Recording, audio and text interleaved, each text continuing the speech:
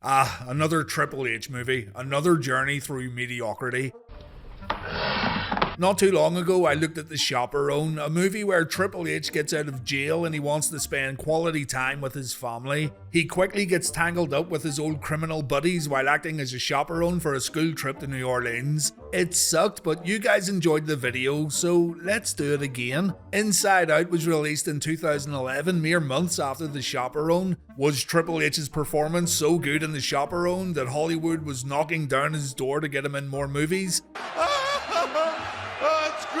Of course not. According to IMDb, Inside Out, another WWE Studios release, was originally going to star Dave Bautista in the lead role, but because his WWE future was uncertain, WWE ended up looking elsewhere. Shawn Michaels was offered the role, but HBK knew better. He had the perfect excuse too. He just retired after WrestleMania 26 and he wanted to spend time with his family. Shawn would choose listening to his wife and kids day and night instead of living the high life and shooting a surefire Oscar-worthy Hollywood blockbuster. Hunter then probably realised that being a part of the McMahon family also has its downsides because old Vinnie Mac must have said, "Aha, I know just the man who will do this job." So Triple H was given another WWE Studios movie to fumble through, and if it's anything like The Chaperone, then I actually feel sorry for the King of Kings. Inside Out is described as a thriller, an action movie, a crime drama. Some reviewers even call it an unintentional comedy, so yeah, it sounds like another complete mess just like The Chaperone. The New York Times wrote, if Paul Levesque, the professional wrestler better known as Triple H, hopes to follow the career path of, say, Dwayne Johnson, who is now a credible action-adventure leading man, he's going to need movies a lot better than Inside Out to do it. Fucking brilliant. Let's get this show started then. This is Inside Out, starring Hunter Hearst Helmsley. The movie opens up with Triple H napping out in bed with a lady, let's call her Stephanie McMahon. A teenage girl gets dropped off at the Helmsley residence. We assume this is Triple H's daughter, Sally Helmsley, and she goes straight to the fridge to get herself a pickle. Nothing else, just the pickle. Back in Triple H's love den, the game picks up his pants and then he gets shot, or at least we hear gunfire, and Triple H does this, so we assume he just got shot. We go back 6 days earlier where this dude here, played by Michael Rappaport, is telling the story of Triple H to his good little doggo. He says if it wasn't for Hunter, then he wouldn't be here in this moment in time. He says he's alive because Triple H went away, and this dude even got with Triple H's girlfriend, Stephanie, while Hunter was gone. What a snake in the grass. Still, he's praising the shit out of the game. He's another hardcore mark. He's not sure if things turned out for the best, but we gather that this dude respects Triple H immensely, even though he's knocking it into his old girlfriend. The dog's like, will you please shut the fuck up? I'm just a dog. The bus from The Chaperone then shows up. It's been converted into the Prison Express, it seems. And there he is, Triple H. Hold on, this movie starts with Triple H getting out of prison. This is very familiar. Button-up shirt, white shirt underneath. Anyway, Triple H is called AJ in this movie, but he'll always be Triple H in our hearts. Rappaport plays the role of Jack, and Jack and Hunter do what old friends always do by showing off the scars on their body. Jack has this little puny scar, while Triple H explains he got this one during his Hell in a Cell match against Mick Foley. Jack's wearing a ring around his neck, and he says this always reminded him that Hunter was in jail, and Hunter thanks Jack for keeping him sane while locked up inside for 13 years. Hunter's carrying a box. He had that same box in The Chaperone, by the way. And he says it's filled with pickles. What the fuck? Hunter wants to ride Jack's car, like the way he jacked a car in The Chaperone. What is this? Is this fucking Chaperone Champion Edition or something? You just know his criminal past is gonna come back to bite him on the ass too. And remember, The Chaperone and Inside Out were released in the same year. It's like watching Monday Night Raw every week in 2022. It's the same old shit. Anyway, Hunter wants to drive Jack's Babe Mobile to wherever they're going. We then cut to the tax office, I think. Some dodgy little pudgy motherfucker gets handed a briefcase, a magical briefcase perhaps, and back on the road, Jack tries to explain why he's with his best friend's girlfriend. Jack says it just happened. Stephanie would cry a lot, she and Jack would talk, and boom, next thing he knows, he's balls deep. Hunter seems to accept the fact that his best friend married his now ex-girlfriend while he was locked up. Jack and Stephanie even have a daughter, the Pickle Girl, so she's not a Sally Helmsley.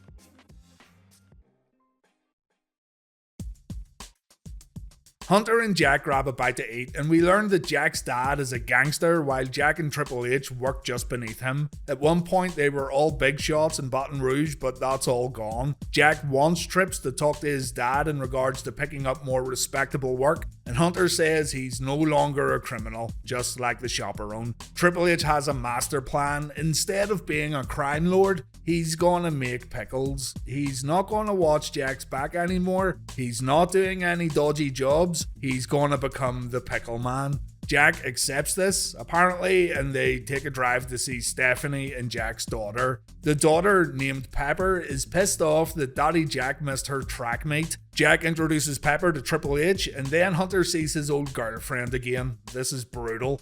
Hunter's going to stay with Jack and Stephanie. She asks him, "How's your mom?" and he says, "She's dying, I think." Lovely. And the small talk seems to make Hunter a little awkward. Pepper opens up the box of pickles and she's like, "Why have you got all these pickles, you big weirdo?" But Hunter doesn't explain. Pepper then says she heard her mum and Big Triple H used to date and it's met with silence. Triple H then gets sent to the shower because he fucking stinks. He goes to his bedroom and he's not happy with how the bed's been made. So he strips the bed and he makes it again himself because, prisoners don't like comfy beds. That sneaky bastard Stephanie put photos of herself in Jack and Triple H's room. Why would you do that? Triple H wants to make himself useful, so he goes to fix the toilet. Pepper asks Hunter about his past relationship with Stephanie again, but Jack's here to cut that conversation short. Apparently the boys are going to see Jack's dad in the morning. After a good night's sleep, they pull up the Vic's Vets and a lady rips Hunter a new one because he was looking at her car for far too long. Inside the Vets, a bad doggo growls at the game. It's like everyone hates Triple H today. Jack and Hunter go backstage in the Vets where a few schmucks are hanging out smoking cigarettes and playing backgammon. Real gangster shit. We see Daddy Jack's doorwoman who doesn't pay any attention. She's too busy drawing in her notebook. I mean, seriously, what the fuck is she drawing here? Look at this. The lads go in to see Jack's dad, Vic, and I guess this is where Hunter gets roped into doing some dastardly job. One more job that'll set him up for life or some nonsense. Evil Vic's happy to see Hunter, but Jack not so much. Some dude called Sylvester owes Vic money and Jack was supposed to get it back. Looks like Jack's been doing a shit job recently. Vic wants to speak with the King of Kings all alone and Tripp says he's done. No more crime, it's not worth it. Vic's selling cigarettes at double the price, dodging taxes in the process, but Hunter wants nothing to do with this scheme. Vic explains he has no one else, he doesn't trust his own son, he only trusts Hunter and Stephanie. Strangely, Vic says he didn't care much about Jack's relationship with Hunter's ex-wife, but she protects Jack. And is anything going to happen in this movie? Nearly 20 minutes in here and nothing's going on. Jack comes back in and Vic's all pissed off at the interruption. He wants a word with his son in private and we don't find out what's been said. We can only assume it wasn't good. We're back on the road and the dynamic dudes go to see Carlo, another gangster from Hunter's past, we assume. Jack smacks a few car bonnets before the two go into Carlo's bar. They have a drink with Carlo, and look, there's that little pudgy motherfucker from the tax office holding the magical briefcase. Hunter and Jack are such big dude bros that they pee together. Jack is still trying to get Trips back in the crime game, but Trips still wants nothing to do with it. And then the bros sit down to talk with briefcase pudgy guy. Oh wait, this is Sylvester, the guy who owes Jack's dad money. Sylvester's sweating bullets. Hunter opens the briefcase and he has a look at the cash while Jack's doing everything he can to make Sylvester feel uneasy. He eventually pulls out a gun and Hunter wants nothing to do with it. Trips gets up to leave, Jack takes a swig and it makes him cough like crazy. And in the middle of this coughing fit, he accidentally pulls the trigger and it looks like Sylvester got shot in the wiener. It also looks like said wiener shot has led to Sylvester's untimely death. Back at the tax office, Martha, the tax lady, is trying to sway some other tax dudes that Vic's cigarette smuggling operation needs investigated, but the boys aren't buying it. She says she has someone on the inside who can bring concrete evidence, but as we all know, Sylvester's brown bread.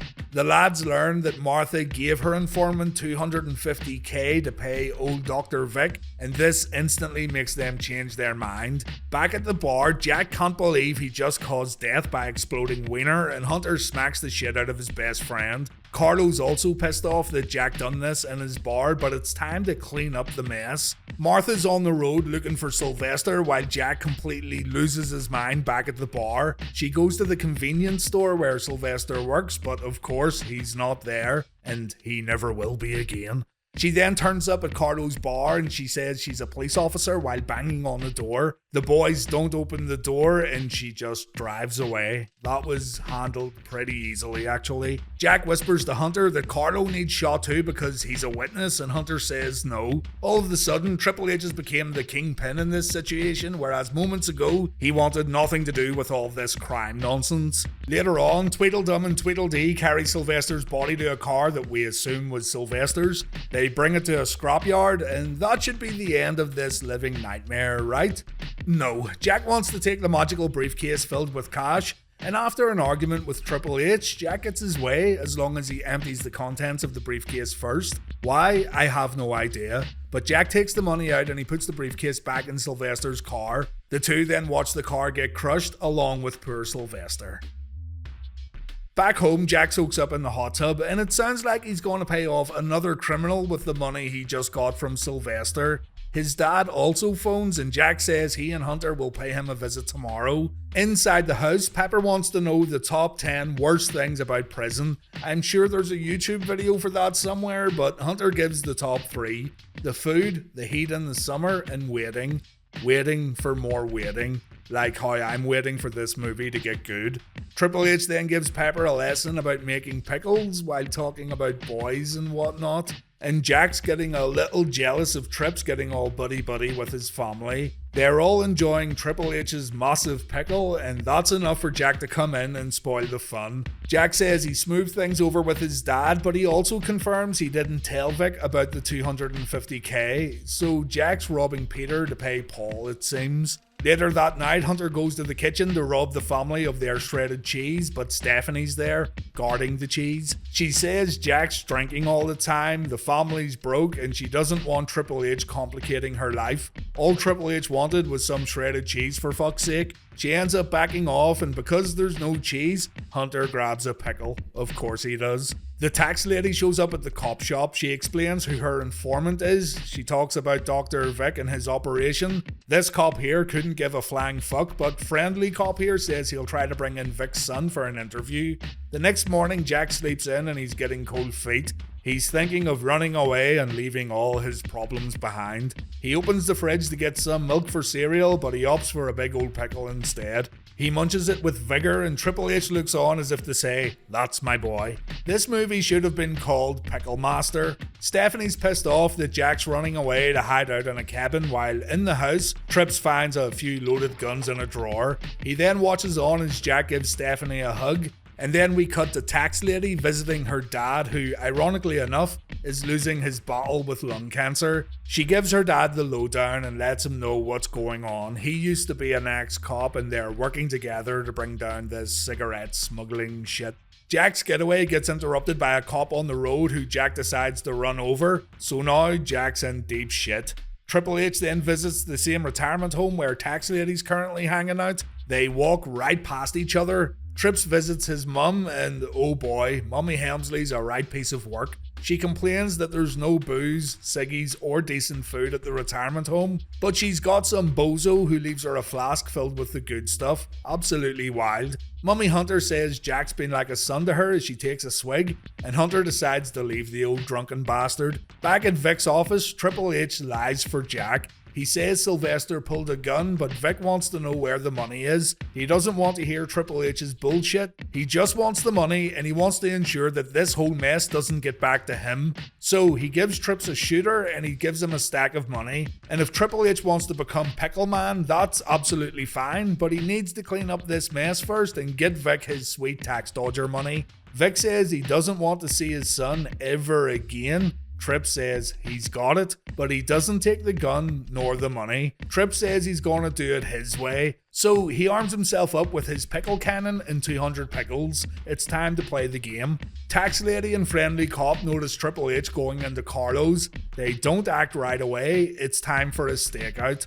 Stakeout lasts about 5 seconds because Trips comes back out almost immediately before driving off. Tax Lady and Friendly Cop then interrogate Carlo and they ask about Sylvester. They threaten to bring in forensics and Carlo breaks. Fucking snitch. He says it was Jack who killed Sylvester, but Triple H had nothing to do with it. The cop asks, who is this Triple H? And Carlo says he's a former world champion, the cerebral assassin, and he's that damn good. Carlo's then left alone, but a little later on, he's visited by Vic's receptionist, the lady who draws shit pictures. She ends up beating the crap out of Carlo before Vic the Dick makes his grand entrance. Carlo snitches again. He can't keep his fucking mouth shut. He tells Vic his son and Triple H left the bar with the money and Sylvester's dead ass. Once Vic gets the info, the shit artist tapes Carlo to a pillar. She leaves a message indicating that Carlo's bar is gonna be no more. We think Mommy Carlo is saved today, but nah, kaboom indeed.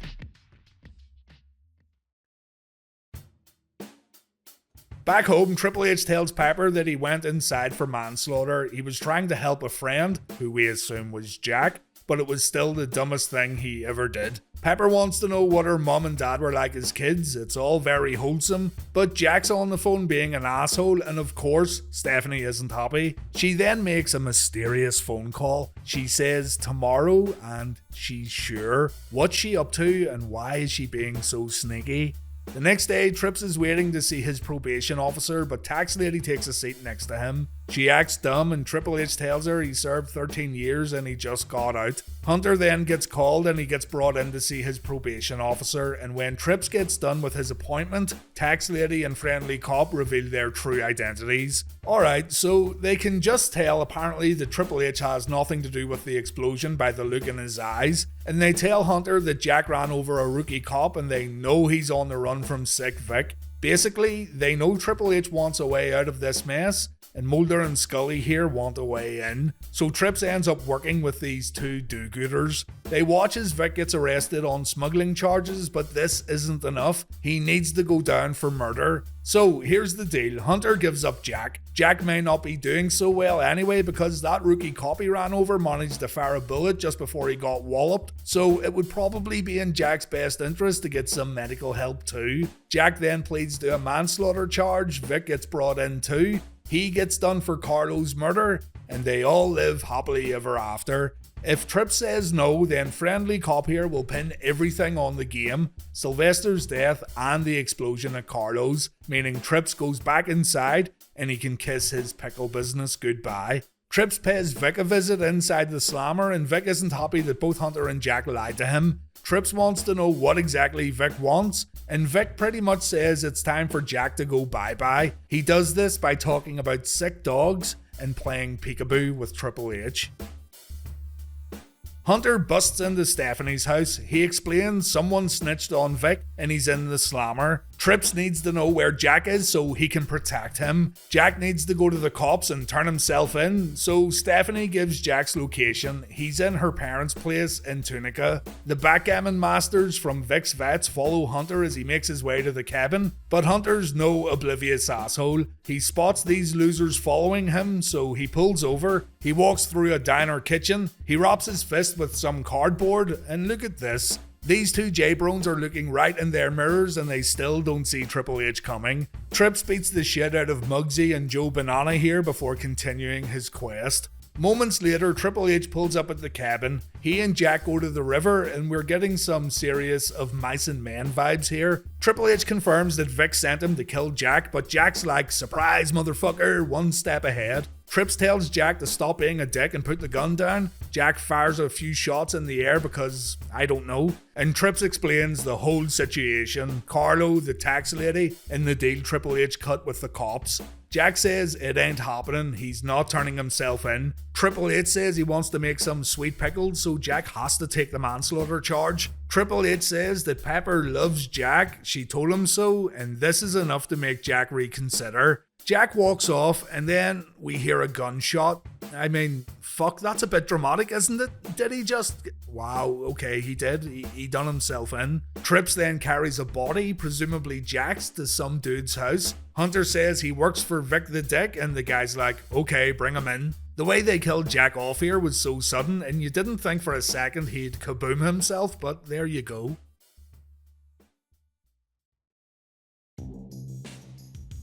Triple H pays a visit to Mommy Helmsley and she isn't doing so well. Looks like he told her the whole story, but he left out the part with Jack doing himself in. Tax lady reads the news to her ex-cop dad and he's happy that Dr. Vic's going down. She's guilty about Sylvester and more so the $250K. Hunter then goes back to Stephanie and she admits it was her who snitched on Vic in the smuggling operation. So she inadvertently brought the family all this hardship, but that's okay because guess what? Pepper is actually Triple H's kid, so she really is a Sally Helmsley. They then kiss and alright, what about Jack? Dead husband and best friend aside, the acting before the kiss was truly horrible. We then go back to the opening scene of the movie, Hunter and Stephanie in bed. Sally Helmsley grabs a mean old pickle. We then learn that Sally Helmsley caught her dirty mom in bed with the King of Kings, and we also learned that Stephanie found the ring that Jack wore around his neck inside Triple H's pocket. When Hunter wakes up, Stephanie explains that Jack knew Sally wasn't his, but he still loved her, blah blah. Sally Helmsley hears all of this, by the way. Stephanie thinks Hunter stood by and watched as sick Vic's henchman killed Jack, so Stephanie pulls out a shooter and Trips takes a bullet. What a pickle our hero has found himself in. The camera fades to black, and when we fade back in, tax lady and friendly cop pull up to the Stephanie McMahon residence. Triple H crawls to the door and he tells them to fuck off. But oh shit, look who's in the house. It's shit artist lady. Was it she who shot Hunter? Where's Stephanie and Sally? Trips gets a shower and he wraps up his wound. That ought to do it. He grabs the shooter from the drawer and he goes to leave, but the cops are everywhere. He decides to call Domino's, but the phones are down. He finds a cell phone and he puts in an order for a large pepperoni before calling 911 and putting in a fake incident. This makes the cops drive off, and Triple H gets in the Babemobile. He's driving along, completely whacked out. Little does he know that shit artist is hiding in the back of the car. Hunter makes it to the cabin and Stephanie says Jack left a note explaining everything and she's sorry. So she actually did shoot Triple H and he's still going back to her? That's unreal. Also, I didn't mention that Jack left a note because I didn't think he'd fucking do himself in, but anyway. They get in the cabin, Sally Helmsley's sleeping, Stephanie calls an ambulance and she says she was cleaning her gun and it went off. Her boyfriend needs some medical assistance pronto. Trips takes a walk outside, he goes to grab his coat from the car, but oh no, check out the drawing, she really is a shit artist. Also, why give your victims a warning like this? It's too delicious.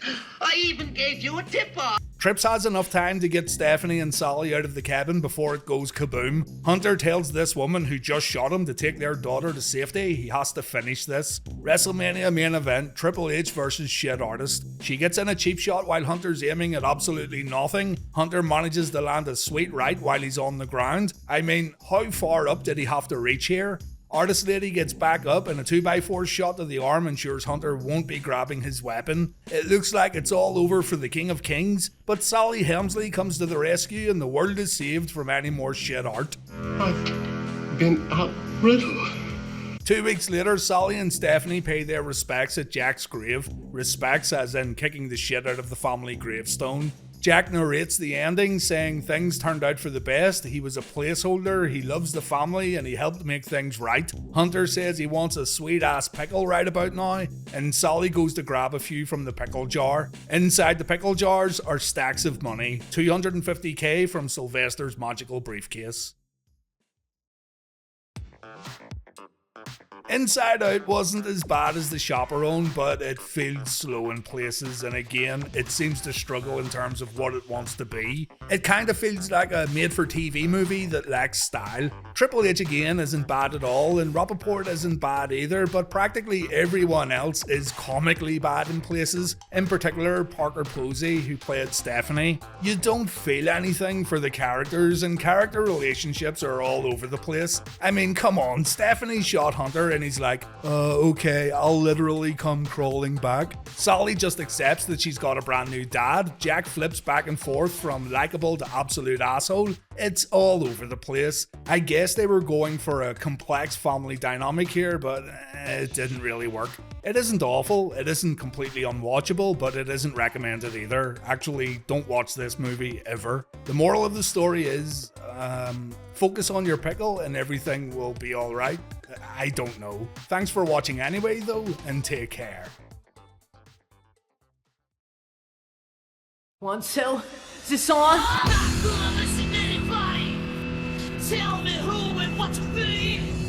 Not trying to be like everybody. Time to play make believe. 'Cause I'm the blind, the blind, blind. Yo, tell me what time it is, yo. Yo, you keep your finger walk off when you're done.